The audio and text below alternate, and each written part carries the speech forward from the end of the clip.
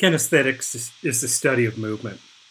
Kinesthetic response is when audiences, based on their own experiences or observations, accept movement that's suggested within an image.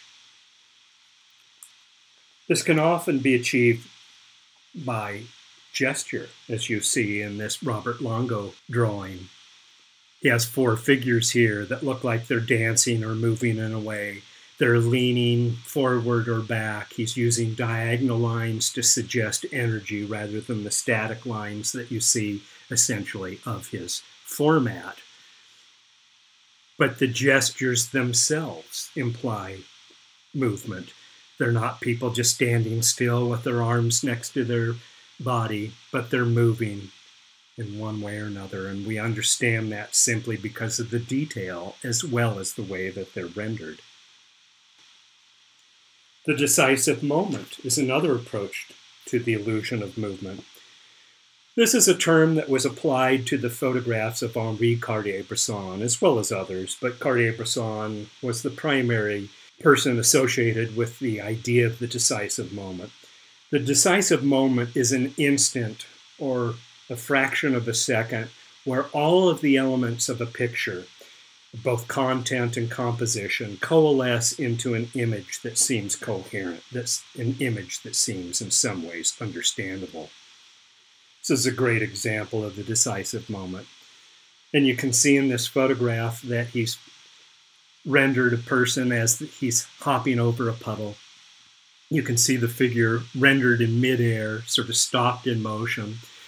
And then that figure is repeated in the reflection, and you have the abstraction of the reflection sort of creating or completing some of these other shapes. But then you have in the background the inclusion of a poster on the wall there of a dancer leaping in a way that's very similar to the man leaping across the frame. Had Cartier-Bresson made this photograph a half second before or a half second later, it wouldn't have been nearly as interesting. It was at this one instant, this one decisive moment, that all of that coalesced into something that seemed to make sense. Curiously, I studied with Beaumont Newhall, who during his time was the foremost photographic historian. When I studied with him at graduate school at University of Mexico, it was after he had been the curator of photography at Museum of Modern Art in New York and had also been the curator at the George Eastman House. George Eastman was the person that established Kodak, and they have one of the premier collections of photographs as well as photographic equipment in the world. So Beaumont also wrote one of the early histories of photography.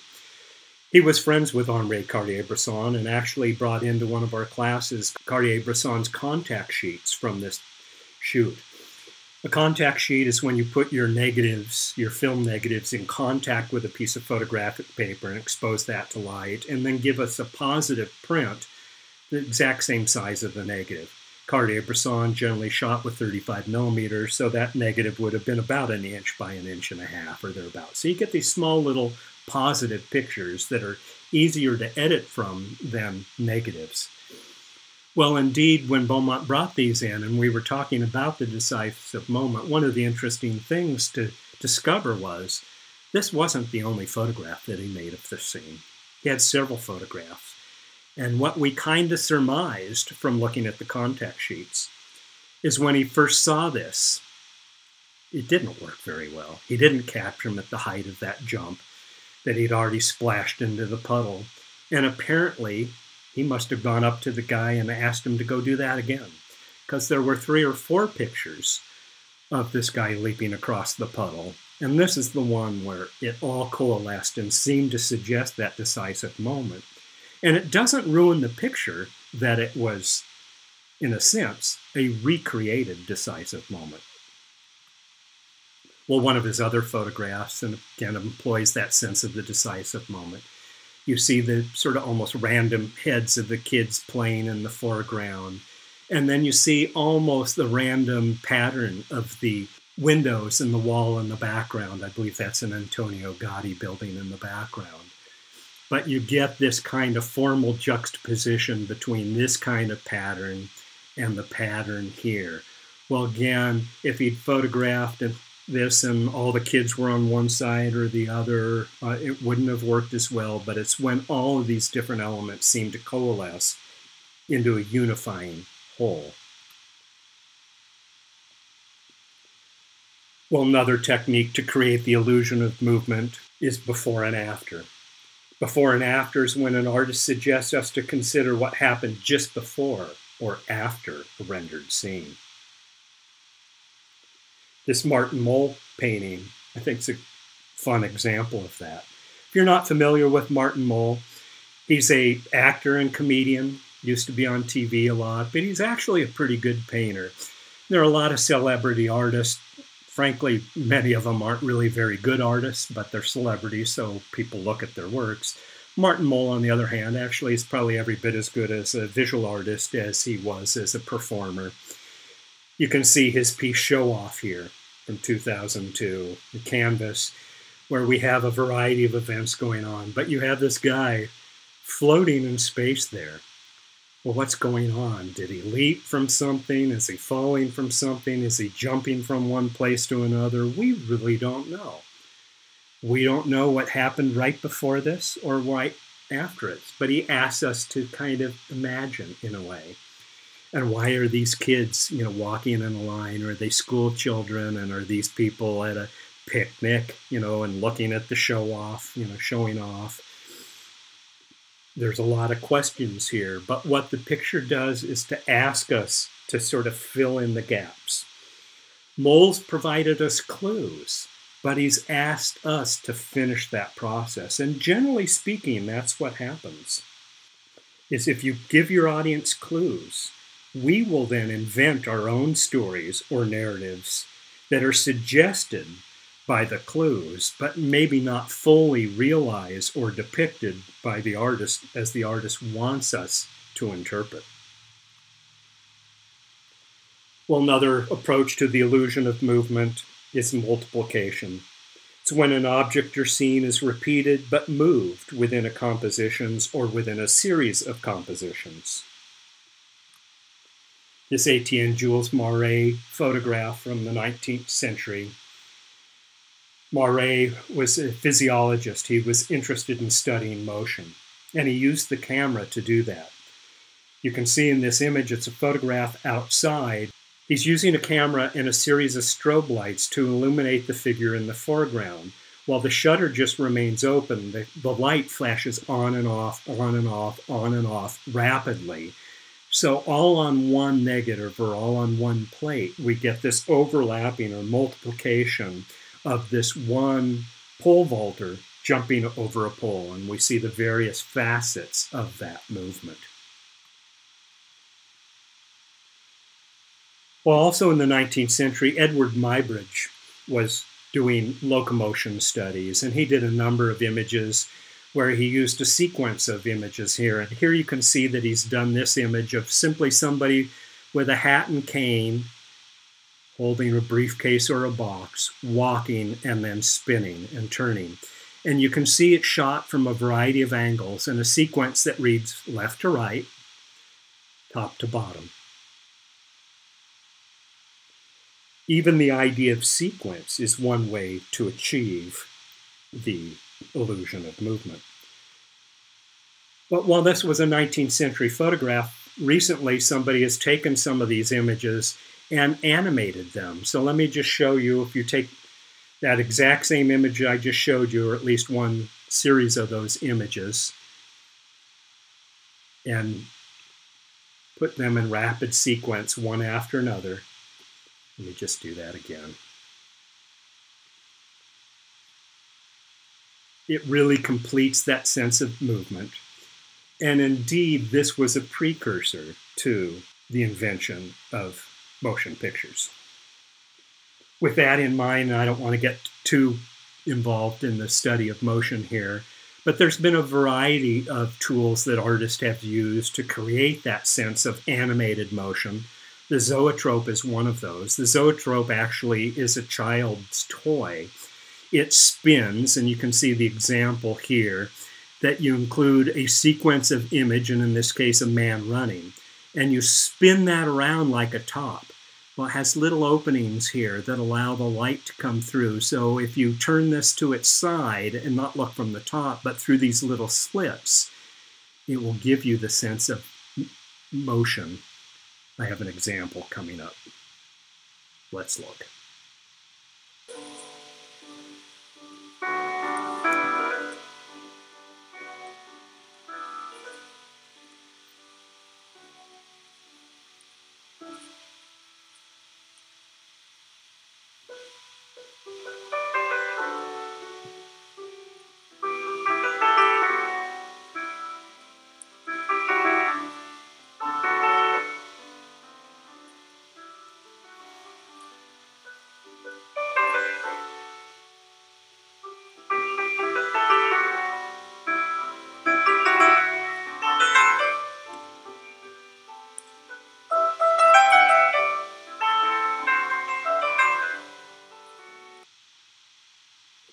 Another way to achieve the illusion of movement is through rhythm.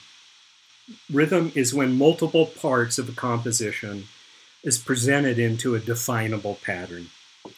There's various approaches to this. Rhythm is not unlike the rhythm in music. Rhythm in music uses meter, which is a basic pattern. I would suggest that you see that in this Ansel Adams photograph of these birch trees, where we see all these vertical lines of the birch trees as they go back in space. It creates a certain visual rhythm, a pattern from those vertical lines.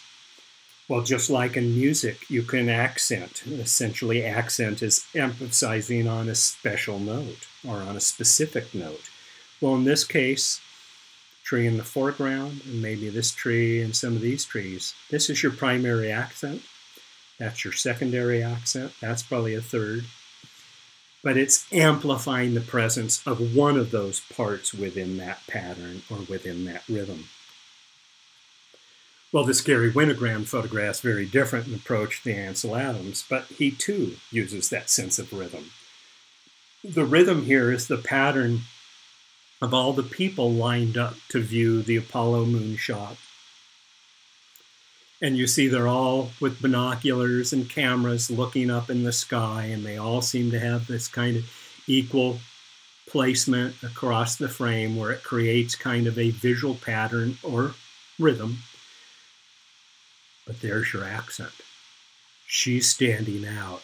Everybody else is looking at the Apollo mission, and she's got her Instamatic Kodak camera pointing away from the event going on and towards the photographer. What's she seeing? Well, we don't really know. But the fact that she's accented, she interrupts that pattern in some way. She heightens an element of that pattern. Well, tempo is speed. And that's obvious in music. Some music's slow, some music's fast. And that rhythm is easy to understand its tempo. But in artwork, you can have tempo too. This Lee Friedlander photograph taken in Albuquerque, I might just add, this is a bright pink building when you see it in real life, and I used to live right on the other side of that, like 14th Street in Albuquerque. I used to pass this scene almost every single day. Frankly, I rephotographed the scene many times. None of my pictures were any good, but Lee Friedlander's picture really is. And part of it is the rhythm suggested by all of these vertical lines. We have the fire hydrant, we have poles, we have light poles, we have telephone poles, we have the verticals of the buildings. I like how he used this pole, kind of dissects the dog in some ways, but we have this repetition of all of these vertical lines, as opposed to the horizontal lines that go across the frame as well, and some diagonal lines. But those vertical lines really set that pattern. They set a certain rhythm. You can see that in the way that he's handled space in this photograph, and this is still Lee Friedlander, where he's photographed some people going in and out of a building, and where each one seems to have its own space within the photograph. And they're all kind of composed within, various rectangles. And I love the fact that we can see the little guy outside there. as well as the people inside the building are going out and outside going in. But you have, again, all these vertical lines that suggest a rhythm. Pattern can also create the illusion of movement. Pattern is shapes that repeat over an extended area. This Paul Strand photograph has the patterns of light and shadow as they go across the frame. It's an abstract piece, and because it's abstract, the pattern becomes even more important, as sometimes the subject matter or detail is difficult to achieve or perceive. William Morris' wallpaper design here is a pattern, a floral pattern. Pattern can add an undercurrent of unity. Patterns can offer a unifying presence. They help define order. This Lee Krasner painting of white squares here. The grid of squares is the pattern. And that provides order to this piece, where within each of those rectangles, there's almost a sense of disorder. Well, in conclusion of this series of talks on basic composition, we can surmise that the elements of an effective design include a balance between unity and variety, visual weight and gravity, a formal balance in the overall composition via symmetrical or asymmetrical compositions. Scale and proportion are important, as are the illusion of space and/or the illusion of movement.